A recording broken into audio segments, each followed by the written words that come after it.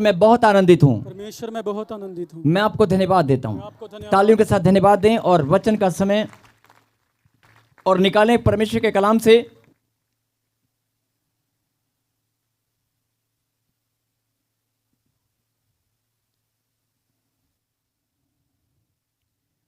भजन संहिता 33वां अध्याय और 22 की आयत को पढ़ेंगे हम। 33 का 22। हे यहोवा, जैसी तुझ पर हमारी आशा है वैसी ही तेरी करुणा भी हम पर हो। बोल हालेलुया। हालेलुया। देखो, परमेश्वर इस बात को जानते हैं कि सब लोग, जितने भी लोग मेरे पास आते हैं, उनके अंदर एक आशा है, उनके अंदर एक विश्वास है। विश्वास एक अलग चीज है, आशा एक अलग बात है। बड़े विश्वास के साथ आप परमेश्वर के पास आए हैं, लेकिन जो आपकी आशा है वो परमेश्वर चाहते हैं कि वो आशा बनी रहे और बढ़ती जाए। बोलो आमीन। और परमेश्वर जानते हैं इस बात को कि आप आशा परमेश्वर पर, आपकी आशा परमेश्वर पर बनी हुई है, आपका विश्वास परमेश्वर पर है। इसलिए ये वचन हम सब मिलकर परमेश्वर के सामने एक प्रार्थना करेंगे। मेरे पीछे गए। हे परमेश्वर, हे परमेश्वर, हे यहोवा, हे यहोवा, जैसी तुझ पर हमारी आशा है। हमारी आशा है। फिर से कहें, जैसी तुझ पर हमारी आशा है, हमारी आशा है, वैसी ही तेरी करुणा भी हम पर हो। तेरी करुणा भी हम पर हो। बोलो आमीन। आमीन। अब ये वचन क्यों पढ़ा है कि जब आप प्रार्थना में परमेश्वर के सामने ऐसा कहेंगे, क्योंकि जब आप आशा आपके अंदर होती है, लेकिन आप आशा, जो आपकी आशा है वो लड़खड़ाती है। आशा आपके अंदर है, परमेश्वर जानते हैं। विश्वास आपके अंदर है, परमेश्वर जानते हैं। लेकिन आपकी आशा और विश्वास दोनों लड़खड़ाते हैं। आपका मन कभी भी ऐसा लगे, आपके हृदय में कभी भी ऐसी बात आपको लगे कि मेरी आशा टूटने वाली है, या मेरा भरोसा कमजोर हो गया है, या मेरा विश्वास शायद लड़खड़ा रहा है, अगर आपको आत्मा में ऐसा लगे आपके मन में, या एक दूसरे को जब आप ऐसा देखेंगे किसी की आशा टूटने वाली है, उसी समय आप ये वचन को निकालें और एक प्रार्थना करें कि परमेश्वर, जैसी मेरी आशा तुझ पर है वैसी ही तेरी करुणा भी मुझ पर हो। आप करुणा को मांगें, और वो करुणा करने वाला, वो दया करने वाला परमेश्वर है। ये प्रार्थना में आप ऐसा जरूर बोलें। बोलो हालेलुया। हालेलुया। अब निकालें परमेश्वर के वचन से, ये तो खुदा की करुणा को आपने मांगना है, क्योंकि वो हमारी आशा को जानता है। बोलो आमीन। अब निकालें रोमियो की किताब 15 का 13, जल्दी से पढ़ेंगे, जल्दी से। रोमियो की किताब 15 का 13। और मैंने कहा 15 से 20 मिनट आज आपके जीवन में वो सारे फल, सारे रुके हुए काम आप बनने वाले हैं। सारे जो बड़ी वचन की गहरी बात को सुनना, समझना, आज आपका वचन को सुनना आपके लिए बड़ा फल लेकर आएगा। आमीन। ये बात मैं क्यों बोल रहा हूं? जब वचन को आप समझ आएगा, आपको अपने आप पता चलेगा, और आप खुद आनंद के साथ प्रभु को धन्यवाद करने वाले हैं। बोला आमीन। आमीन। यस, पढ़ें 15 का 13। परमेश्वर जो आशा का दाता है, सब कहें, परमेश्वर जो आशा का दाता है। जो आशा का दाता है। फिर से कहें, परमेश्वर जो आशा का दाता है। जो आशा का दाता है। यानी इस लाइन में क्या लिखा है? जो आशा का दाता। यानी कि जो आपके अंदर आशा है ना, जब आप ऐसा बोलते हैं कि परमेश्वर, मैं इतने लंबे समय से मैं आपके पास आ रहा हूं, मैं इतने लंबे समय से प्रार्थना कर रही हूं, लेकिन मेरा काम नहीं बन रहा, कहीं ना कहीं आपकी आशा, विश्वास दोनों लड़खड़ा रहे हैं। उसी समय आपने परमेश्वर से करुणा को मांगना है कि प्रभु अपनी करुणा मुझ पर कर। और इस वचन को, इसमें एक लाइन लिखी है, इस लाइन को जरा फिर से पढ़ें कि परमेश्वर जो आशा का दाता है। यानी जो आपके अंदर आशा है ना, उसको भी देने वाला, आशा का दाता भी परमेश्वर है। हालेलुया। जो भरोसा, जो आशा, जो उम्मीद समझते हो, एक उम्मीद बड़ी लगी रहती है, एक आशा के विश्वास है, एक आशा कि मेरा काम बनेगा, एक उम्मीद, उसे मेंटेन करना, उम्मीद को बनाए रखना, भरोसे को बना के रखना। यहां पर क्या लिखा है? आपके अंदर जो आशा है, आपको लगता है कि आप आशा लेकर आए हैं, आपको लगता है कि आशा लेकर आप आए हैं, लेकिन खुदा के कलाम में लिखा है कि आशा का दाता मैं हूं। तेरे अंदर जो आशा है वो मैंने बनाई है, उस आशा का दाता भी मैं हूं। बोलो हालेलुया। हालेलुया। अगर आपको यह बात समझ में आ चुकी है कि हमारे अंदर जो आशा है उसका दाता, आशा का दाता परमेश्वर है, तो आगे गहरी बात को सुने। परमेश्वर जो आशा का दाता है, पढ़ें, तुम्हें विश्वास करने में, हाँ, अपनी बाइबल में अंडरलाइन कर लेना या अपने हृदय की किताब पर लिख लेना। फिर से पढ़। जो परमेश्वर जो आशा का दाता है, तुम्हें विश्वास करने में, तुम्हें विश्वास करने में सब प्रकार के आनंद और शांति से परिपूर्ण करे। सब प्रकार के आनंद, सब प्रकार के, बोलो सब प्रकार के, सब प्रकार के, बोलो हर तरह का आनंद, हर तरह का आनंद। यस, परमेश्वर जो आशा का दाता है, जिसने तुम्हारे अंदर आशा डाली है, जो तुम्हारे आशा देने वाला है, जो आशा का दाता है, तुम्हें विश्वास करने में सब प्रकार के आनंद और शांति से परिपूर्ण करे।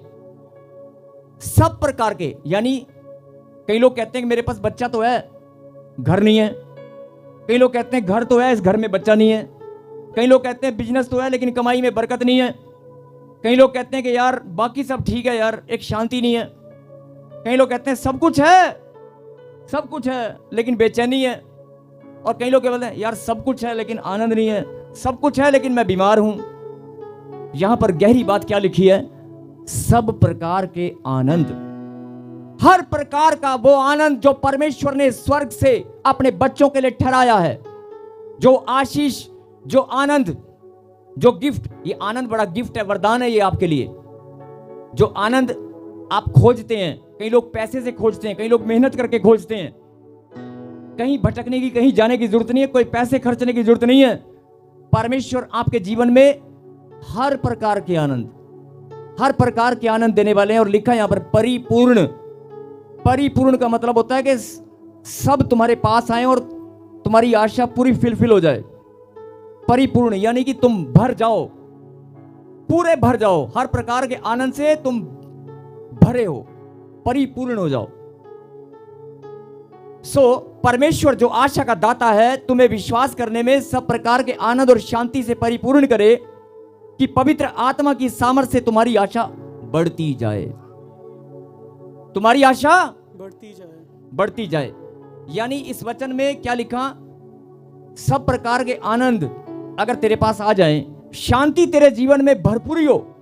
ध्यान से सुनना, आप तो थोड़ी सी शांति को खोज रहे हैं। बच्चा बीमार है, घर में प्रॉब्लम है, समस्या है, आप चाहते हैं कि मेरी समस्या दूर हो जाए, फिर मैं आनंद के साथ प्रभु की महिमा करूं। एक काम मेरा बन जाए, बस फिर मैं चर्च में आया करूंगी।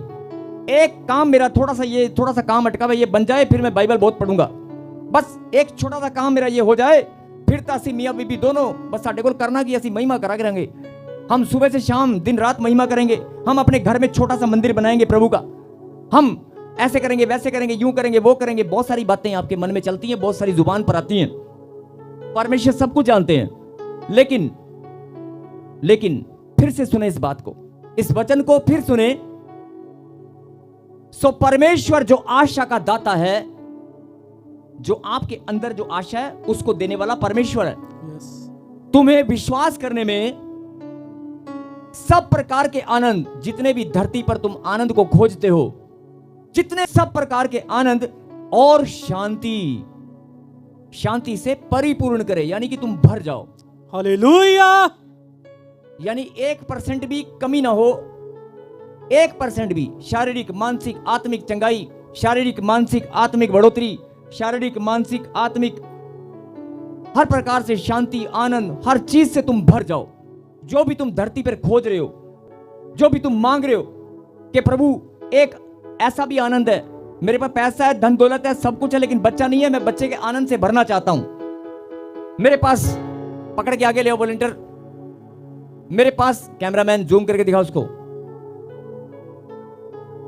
मेरे पास सारे सुख हैं, सारे सुख, सब हर प्रकार का सुख है, हर प्रकार का आनंद है, लेकिन एक आनंद रुका हुआ है और वो बहुत जरूरी है। मेरे घर में शांति नहीं है, मेरे घर में ये कमी है, एक आनंद रुका हुआ है। परमेश्वर कहता है सब प्रकार के, बोलो सब प्रकार के आनंद और शांति, आनंद और शांति, बोलो आमीन आमीन।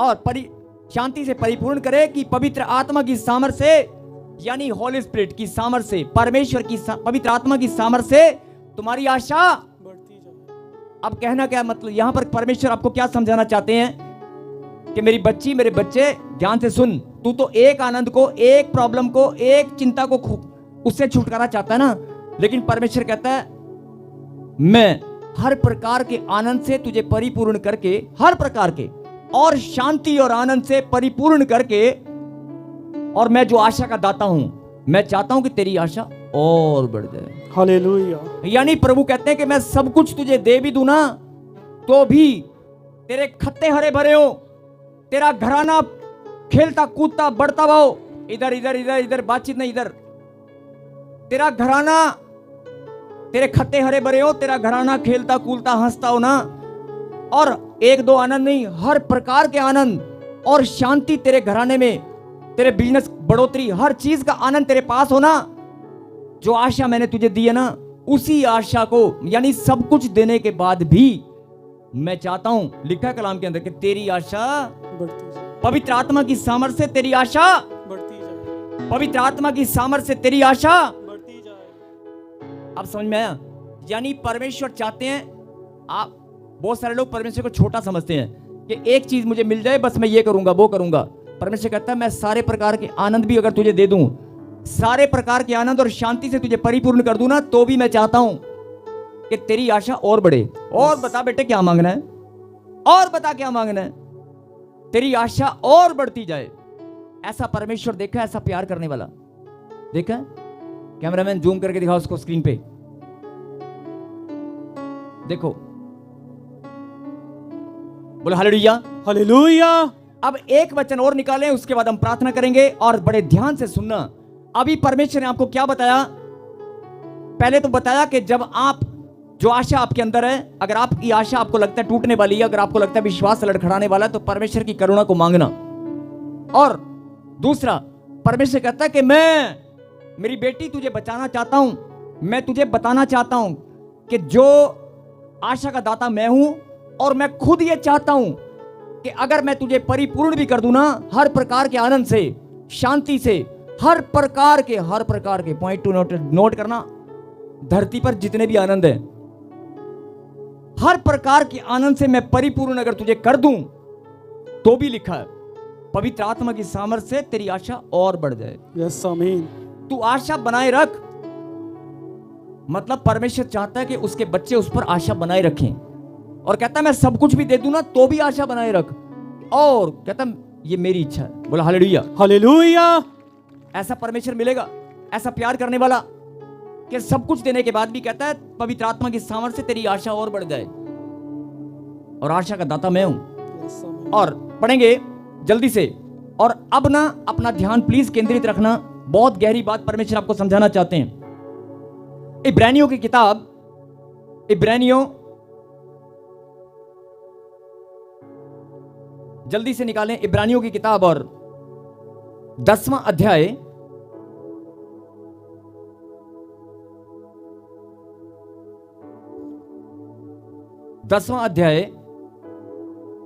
पढ़ेंगे इब्रानियों की किताब 10वां अध्याय और 23 आयत को। हाँ जी, अभी आपने पता चल गया कि परमेश्वर चाहते हैं कि मैं आशा का दाता हूं, और सारे आनंद अगर मैं तुझे दे दूं, शांति और आनंद की भरपूरी अगर तेरे जीवन में बन जाए, तो भी पवित्र आत्मा की सामर्थ से तेरी आशा बढ़ती जाए। अगर मैं तुझे सारे आनंद दे दूं, संपूर्ण शांति तुझे मिल जाए, तो भी पवित्र आत्मा की सामर्थ से तेरी आशा बढ़ती जाए। अब सुनो, आओ हम अपनी आशा के अंगीकार को दृढ़ता से थामे रहें, क्योंकि जिसने प्रतिज्ञा की है वह सच्चा है। आओ हम अपनी आशा के अंगीकार को दृढ़ता से थामे रहें, क्योंकि जिसने प्रतिज्ञा की है वह सच्चा है। बोल हालेलुया। हालेलुया। लिखा है, आओ हम अपनी आशा के अंगीकार। बहुत सारे लोग क्या करते हैं, प्रार्थना तो करते हैं, प्रभु से मांगते हैं, अगर थोड़ा सा समय आगे पीछे हो जाए ना तो आशा बिखरने लगती है, विश्वास लड़खड़ाने लगता है। इस वचन को ग्रहण करें और याद रखना, अभी मैं एक भविष्यवाणी करने वाला हूं। इस वचन के बाद एक भविष्यवाणी होगी और वो जरा ध्यान से सुनना। हालेलुया। आओ हम अपनी आशा के अंगीकार को, अंगीकार का मतलब है जो तूने अंगीकार पहले किया था या जो तू आज कर रहा है कि प्रभु मेरी आशा तुझ पर है। ये क्या है? एक अंगीकार है। जो अंगीकार तेरी आत्मा, तेरा मन, तेरा हृदय जो मुंह से निकालते हो, मुंह के द्वारा या मन के द्वारा, एक अंगीकार। अंगीकार का मतलब होता है कबूल करना कि हाँ मैं कबूल करता हूं कि मेरी आशा परमेश्वर पर है। यानी जो आपने 10 साल पहले, 5 साल पहले, 3 साल पहले जिनके काम रुके हुए हैं, जिनके काम बन नहीं पा रहे हैं, जिनके घर में आशीषें रुकी हुई हैं, फल नहीं लगे, सुनो, तुम्हारी आशा के अंगीकार को फिर से याद करो। कितनी बार वो लड़खड़ाई है, कितनी बार आपने उस आशा को बिखेरा है, समेटा और इकट्ठा किया है। आज परमेश्वर आपको कहना चाहते हैं कि आओ हम अपनी आशा के अंगीकार को दृढ़ता से थामे रहें। यानी जो आशा का दाता परमेश्वर है, जिसने तुम्हारे अंदर आशा डाली है, जिसने तुम्हारे अंदर आशा, उस आशा को दृढ़ता से, उस अंगीकार को, एक दिन तो आपने अंगीकार किया था ना, हो सकता है आप आज कर रहे हो कि परमेश्वर मैं विश्वास करता हूं, परमेश्वर मैं धन्यवाद करता हूं, मेरी आशा तो सिर्फ तुझ पर बनी है और मेरी आशा कभी टूटेगी नहीं।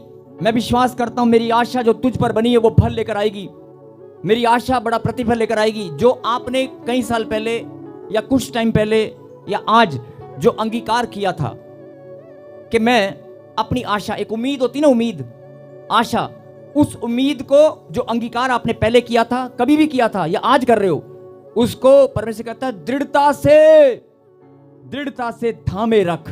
हालेलुया। उस अंगीकार को दृढ़ता से थामे रख, थामे रहे, क्योंकि जिसने प्रतिज्ञा की है वो सच्चा है।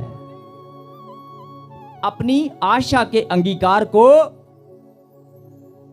जो उम्मीद परमेश्वर पर आपने दिखाई थी और अंगीकार किया था कि परमेश्वर मैं अंगीकार करता हूं कि मेरी आशा तुझ पर है, कि मेरा बच्चा ठीक होगा, मेरा विश्वास तुझ पर है, मैं आशा करता हूं, मैं उम्मीद बनाकर रखता हूं, मैं आशा बनाए रखता हूं। उस आशा का जो अंगीकार आपने किया था उसे दृढ़ता से थामे रख, क्योंकि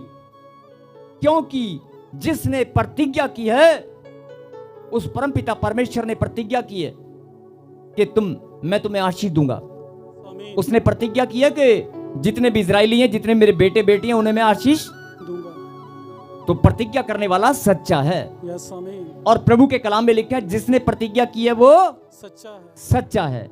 अब आगे पढ़ें, 32 एक और पढ़ेंगे, 35 और 36 पढ़ेंगे, उसके बाद हम प्रार्थना करेंगे जल्दी से। 35, 36 इसी में। अभी आपने 23 को पढ़ा, अब आप पढ़े 10 का 35, 35 और 36। इसीलिए अपना हियाव ना छोड़ो। हाँ, क्या लिखा? इसीलिए, मेरे पीछे बोलो, इसीलिए अपना हियाव ना छोड़ो। बहुत सारे लोग हियाव छोड़ देते हैं, धैर्य टूट जाता है। वचन में लिखा है अपने अंगीकार को थामे रख। और अभी आपने 10 के 23 में क्या पढ़ा? अपने अंगीकार को थामे रख और हियाव को अपने हियाव को ना छोड़ो। आगे पढ़। क्योंकि उसका प्रतिफल बड़ा है। अगर आप अपने हियाव को नहीं छोड़ेंगे, हियाव बांधे रखेंगे, तो वचन में लिखा है, अभी आप थोड़ी देर पहले बोल रहे थे ना, खुदा का कलाम, बोलो बोलो बोलो, खुदा का कलाम सच्चा है। खुदा का कलाम सच्चा है, सत्य है। खुदा का कलाम सत्य है, वो टलने वाला। एक बार फिर से बोले, खुदा का कलाम सत्य है, वो टलने वाला नहीं है। आकाश और पृथ्वी टल जाएंगे, लेकिन मेरे मुंह से निकली वाणी कभी ना टलेगी, नहीं टलेगी। ये आप बोल रहे हैं ना अभी कि प्रभु के मुंह से निकली वाणी नहीं टलेगी, तो ये वाणी प्रभु के मुंह से निकली है। और यहां पर क्या लिखा है? प्रभु के मुंह से वाणी निकली है, इसलिए अपना हियाव ना छोड़ो, क्योंकि उसका प्रतिफल बड़ा है। अपना हियाब जो बड़े लंबे समय से हियाब बांध कर बैठे हो ना, उस हियाब को छोड़ना मत, क्योंकि उसका प्रतिफल बड़ा है। सब बोलो, हियाब बांधने का प्रतिफल, नहीं मेरे पीछे बोलो, हियाब बांधने का प्रतिफल, हियाब बांधने का प्रतिफल बड़ा है। बड़ा है। बोलो आमीन। आमीन। अब बोलो, मैं अपना हियाब मैं अपना हियाब नहीं छोड़ूंगा, नहीं छोड़ूंगा, क्योंकि मैं जान चुका हूं क्योंकि मैं जान चुका हूं मेरा प्रतिफल, हियाब बांधने का प्रतिफल हियाब बांधने का प्रतिफल बड़ा है। बड़ा है। बोलो आमीन। आमीन। अभी आगे पता चलेगा आपको। यस, आगे पढ़। क्योंकि तुम्हें धीरज धरना आवश्यक है, ताकि परमेश्वर की इच्छा को पूरी करके तुम प्रतिज्ञा का फल पाओ। फिर से एक बार पढ़। क्योंकि तुम्हें धीरज धरना आवश्यक है, ताकि परमेश्वर की इच्छा को पूरी करके तुम प्रतिज्ञा का फल पाओ। बोलो हालेलुया। हालेलुया। बस अब जरा ध्यान से सुनना। पहले हमने वचन को पढ़ा, बस बड़े ध्यान से सुनना प्लीज। हमने पहले पढ़ा कि जो आशा है, जैसी तुम्हारी आशा है परमेश्वर पर, परमेश्वर से मांगो कि प्रभु वैसी तेरी करुणा भी मुझ पर हो, जैसी मेरी आशा तुझ पर है वैसी तेरी करुणा भी मुझ पर हो। और उसके बाद आपने क्या पढ़ा? उसके बाद आपने पढ़ा कि आओ हम अपनी आशा के अंगीकार को दृढ़ता से थामे रहें। यानी जो आशा का अंगीकार आपने किया था उसको याद करो। 2 साल पहले, 4 साल पहले, 5 साल पहले। कई लोग बोलते हैं मेरा काम बड़े लंबे समय हो गया यार, बन नहीं रहा, मेरे लिए भविष्यवाणी नहीं हुई, मेरा जादू टोना नहीं टूटा, या मेरा बच्चा ठीक नहीं हुआ। कोई बात नहीं, जो प्रॉब्लम आपकी ध्यान से सुनना, जो प्रॉब्लम आपकी चल रही है, जिस समस्या से आप उलझे हुए और जूझ रहे हो, अभी भी परमेश्वर कहते हैं कि कोई बात नहीं, मैं जानता हूं तेरी समस्या को, तेरी प्रॉब्लम को, तेरे घर के हालात को मैं जानता हूं, लेकिन मैं तुझे कुछ कहना चाहता हूं कि अपने उस अंगीकार को जो तूने 2 साल पहले, 4 साल पहले, 3 महीने पहले, कोई बात नहीं, अगर नहीं भी संभाल पाया तो आज कर ले, उस अंगीकार को दृढ़ता से थामे रख। जो आशा तूने मुझ पर बनाई है, जो आशा तूने मुझ पर बनाई है और अंगीकार किया था कि मेरी आशा परमेश्वर पर है, मेरा भरोसा खुदा पर है, उस आशा को दृढ़ता से थामे रख। मैं फिर बोल रहा हूं, अपने ध्यान को इधर उधर भटकने मत देना, बड़ी गहरी बात है, अभी सब समझ में आएगा आपको और आज आप आशीष लेकर जाओगे। बोलो आमीन। बड़े लंबे समय से जो अंगीकार आपने किया था, उस अंगीकार को थामे रख का मतलब है कि अगर आप अंगीकार, बातचीत नहीं बेटे, बातचीत नहीं, प्रभु के कलाम को सुनो और ध्यान से, आप ही को बोल रहा हूं, अपने अंगीकार को दृढ़ता से थामे रख, क्योंकि जिसने प्रतिज्ञा की है वो सच्चा है, प्रतिज्ञा करने वाला सच्चा है। और उसके बाद हमने पढ़ा, इसलिए अपना हियाब ना छोड़ो, क्योंकि उसका प्रतिफल बड़ा है।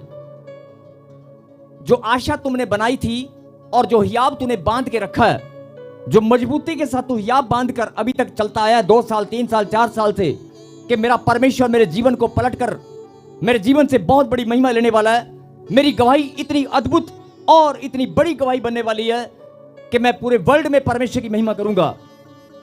आपके अंदर एक ऐसी आशा है और आपके अंदर कि मैं समाज में, रिश्तेदारी में मेरी गवाही जब आएगी ना, सब देखेंगे, सब हैरान होंगे, मैं परमेश्वर की महिमा ऐसे करने वाला हूं। आपके अंदर एक जो आशा है, उस आशा के अंगीकार को जो बहुत पहले किया था उसको थामे रख और अपने हियाब को बांध के रख, क्योंकि जो प्रतिज्ञा करने वाला वो सच्चा है। और जो तू हियाब बांध के बैठा है, जिन्होंने हियाब बांध रखा है, प्रभु कहता है छोड़ना मत, छोड़ना मत। अभी मैं बताऊंगा, रुको, उसका प्रतिफल बड़ा है। और आगे क्या लिखा? क्योंकि तुम्हें धीरज धरना आवश्यक है। अभी आपने क्या बोला था कि खुदा का कलाम, बोलो बोलो बोलो, खुदा का कलाम वो टलने वाला। अब खुदा के कलाम में क्या लिखा है कि प्रतिज्ञा करने वाला सच्चा है और हियाब बांधने वालों का प्रतिफल बड़ा है। और तुम्हें धीरज रखना जरूरी है। परमेश्वर के कलाम में क्या लिखा है? तुम्हें धीरज, धैर्य, धीरज, संयम, धीरज रखना आवश्यक है। आप समझ में आया? यानी जब आप धीरज रखोगे, कई लोग कि यार बड़ा टाइम हो गया, बड़ा टाइम हो गया, ये नहीं वो नहीं नहीं, आप कुड़कुड़ाए नहीं, बड़बड़ाए नहीं। प्रभु के कलाम में लिखा है धीरज रख। तेरा धीरज रखना आवश्यक है, जरूरी है। तेरा धीरज रखना जरूरी है। अब क्यों आगे पढ़ेंगे? तेरा धीरज रखना आवश्यक है ताकि परमेश्वर की इच्छा को पूरी करके तुम प्रतिज्ञा का फल पाओ। तुम प्रतिज्ञा का फल पाओ। और परमेश्वर ने प्रतिज्ञा क्या की है मालूम है? यानी परमेश्वर के कलाम में लिखा है कि अगर तू धीरज रखा है ना तूने, देखो सीधी सी बात, आशा का दाता कौन है? परमेश्वर। जिन्होंने अपनी आशा को संभाल के रखा है, अंगीकार जो आपने आशा की थी ना, उस अंगीकार को तूने थाम रखा है। सुनेंगे, अपनी आशा के अंगीकार को तूने थाम रखा है, और अपनी आशा के अंगीकार को थाम रखा है, और अपनी आशा के अंगीकार को थाम रखा है, और अपने हियाब को तूने कभी नहीं छोड़ा, अपने हियाब को बांध रखा है। सब मेरे पीछे बोलेंगे, आशा के अंगीकार को मैंने थाम रखा है, आशा के अंगीकार को मैंने थाम रखा है, और अपने हियाब को मैंने बांध रखा है, और अपने हियाब को मैंने बांध रखा है। आशा के अंगीकार को थाम रखा है, आशा के अंगीकार को थाम रखा है, और अपने हियाब को मैंने बांध रखा है, अपने हियाब को मैंने बांध रखा है, क्योंकि मैं जानता हूं क्योंकि मैं जानता हूं धीरज रखना आवश्यक है, धीरज रखना आवश्यक है, और परमेश्वर की इच्छा से परमेश्वर की इच्छा से मेरा प्रतिफल बड़ा है, क्योंकि मैं जान चुका हूं मैं जान चुका हूं प्रतिज्ञा करने वाला सच्चा है, और मेरा प्रतिफल आज मैं लेकर जाऊंगा। मैं घोषणा करता हूं मेरा धीरज प्रतिफल लेकर आएगा। बोलो आमीन। आमीन। और बस यही बात परमेश्वर समझाना चाहते हैं कि तू 2 साल से, 3 साल से, 4 साल से, बहुत सारे लोग मैदान छोड़कर भाग गए, बहुत सारे लोग हौसला छोड़कर भाग गए, बहुत सारे लोगों ने चर्च में आना बंद कर दिया, बहुत सारे लोगों ने हो सकता है चर्च छोड़कर इधर उधर चले गए होंगे, बहुत सारे लोगों ने परमेश्वर को ही छोड़ दिया होगा। चर्च नहीं, परमेश्वर को छोड़ देते हैं। बहुत सारे लोग भटकते हैं, लेकिन आज ये वचन मैंने अपनी मर्जी से नहीं निकाला है। ध्यान से सुने, इस वचन को मैंने अपनी मर्जी से नहीं निकाला है। मुझे परमेश्वर ने वचन दिया और कहा जब तू मेरी वेदी पर जाएगा तो इस वचन का प्रचार करना, और जब तू वचन का प्रचार करेगा मैं एक भविष्यवाणी तुझसे करवाऊंगा। हालेलुया। और वो भविष्यवाणी अभी होने वाली है। आमीन। उस भविष्यवाणी से पहले फिर सुने, बहुत सारे लोग मैदान को छोड़ गए, लेकिन आशा का दाता आज आपको क्या कहता है? आशा का दाता आपको बोल रहा है, वो परमेश्वर के मेरी बेटी, मेरे बेटे, तेरा दुख, तेरी तकलीफ, तेरी प्रॉब्लम कैसी भी हो, लेकिन तूने धीरज रखा है, तूने हियाब को बांध रखा है, तूने अपनी आशा को बिखरने नहीं दिया, अपने आशा के अंगीकार को तूने थाम रखा है। 3 बातें परमेश्वर ने क्या कही? वचन में लिखा है, आशा के अंगीकार को थाम रखा है, हियाब को तूने बांध रखा है, और धीरज रख के तूने मेरी इच्छा को पूरा किया है। धीरज रख के तूने मेरी इच्छा को पूरा किया है। तो प्रतिज्ञा करने वाला सच्चा है, और हियाब बांधने वालों का प्रतिफल बड़ा है, और जिन्होंने मेरी इच्छा पूरी की है वो अपना प्रतिफल पाकर रहेंगे। आमीन। और प्रभु ने कहा जब तू वेदी पर ये प्रचार करेगा, जब लोगों को बताएगा, तेरी आशा, तेरा विश्वास, तेरा हियाब, तेरा धैर्य, तेरा धीरज मैं जानता हूं, और मैं देखता आया हूं। 3 साल, 4 साल, 5 साल आपने प्रभु की महिमा करना नहीं छोड़ा। आपके कदम हमेशा प्रभु के घर में दौड़ दौड़ कर आप आते रहे। अब सुनना, परमेश्वर आपको, मैंने कहा ना अपनी मर्जी से मैंने वचन को नहीं निकाला है। आज परमेश्वर ने कहा कि इसी वर्ष सितंबर के महीने के बाद अक्टूबर, नवंबर, दिसंबर, 3 महीने, सुनो, अक्टूबर, नवंबर, दिसंबर में, और जनवरी, फरवरी, मार्च, इस साल के आखिरी जो 3 महीने हैं, और जो नए वर्ष के 3 महीने होंगे, इस साल के जो 3 महीने हैं, और नया वर्ष जब आएगा उसके जो 3 महीने हैं, इस साल के आखिरी और नए साल के पहले 3, फिर सुने, अक्टूबर, नवंबर, दिसंबर और 2027 का जनवरी, फरवरी, मार्च अपने हियाब को जैसे आपने बांध रखा है, जैसे आशा बनाए रखी है, प्रभु कहता है कि सितंबर के महीने के बाद ये जो तुमने बोया है और जो तुमने धीरज रखा हुआ ना, जो प्रतिफल बड़ा है और मेरी प्रतिज्ञा को मैं पूरा करने वाला हूं, वो जो फल लगने वाले हैं ना, वो सारे फल सितंबर, अक्टूबर, नवंबर, दिसंबर, जनवरी, फरवरी, मार्च, इन महीनों में आप लगते हुए देखोगे और नाच नाच कर ऐसे प्रभु की महिमा करोगे। हालेलुया। इन महीनों में, इसी साल के, वो परमेश्वर, मेरी बात को हल्के में मत लेना।